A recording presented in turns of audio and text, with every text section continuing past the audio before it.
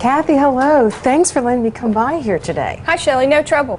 This is my colleague, Roberto Cano from the Composite Fabrication Laboratory. Sure, nice to meet you. What's Hi. up? Well, what's up is my friend Van Hughes. He's trying to cook something up and he's having a little problem with his cookie recipe.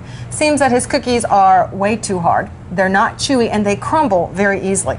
Well, Kathy, we saw you today on the WVECU Cooking with the Stars program and thought maybe here at NASA Langley, where you are involved with the Composite Materials Laboratory, that there might be a recipe that you have that could help us, or some things that you do that could give us some advice to help Van in his problem.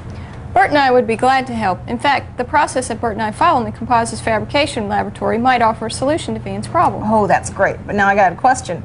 What is a composite material, and just how is a composite material made?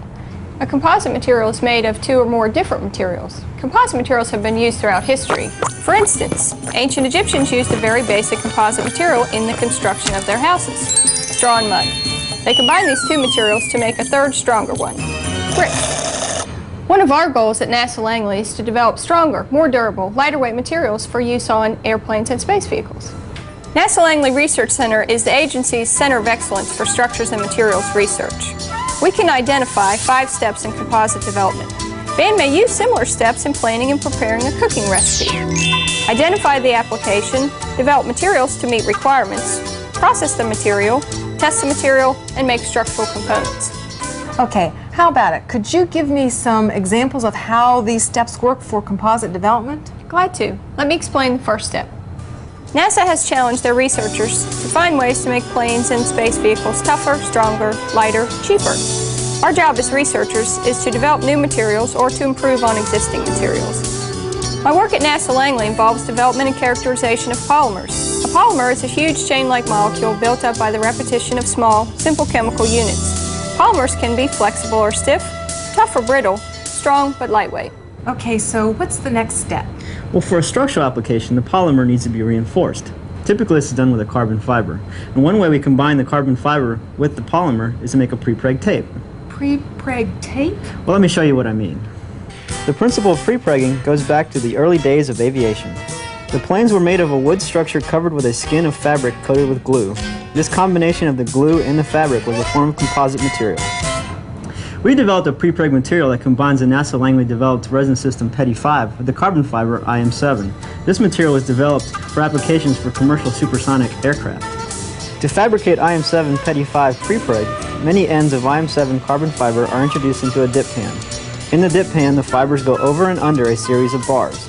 When the resin solution is poured into the pan, the bars help force the resin into the fiber bundles.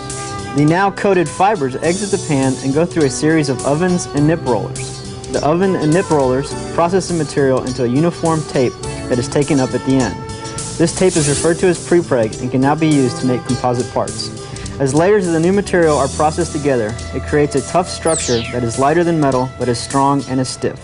Well, this has been fascinating, but what pointers might you be able to give to me so I can pass on to Van with his cooking problem? Given that Van's requirements are soft and chewy cookies, I recommend using half butter and half Crisco, baking the cookies at 350 degrees Fahrenheit in a preheated oven for about 8 to 12 minutes. Also, to make the cookies more chewy, he could add oatmeal, raisins, or chocolate chips. But also, when you make a composite material, you need to test it to see how well it performs. So I would recommend that Van test his cookies before he serves them to anyone. Shelley, I'd recommend you talk to David McGowan and Dr. Ted Johnson. They have a lot of experience in the area testing. Fantastic. I'm going to give Van a call with the information that you've shared with me. Then I'm going to be on my way. So thanks so much for all your help today. Appreciate it. You're welcome. Okay, Van, did you get all that? I've figured out some of the ingredients, and now all I have to figure out is the quantity of the ingredients. And then I'll follow some of Kathy and Roberto's ideas on the oven temperature, baking time, and the properties. Okay, great, Van. Meanwhile, I'm going to head on over to the materials testing and see what I can find out, and I'll give you a call back. Oh, okay, but it smells like I have some butter burning on the stove, so I'll talk to you later. Whew.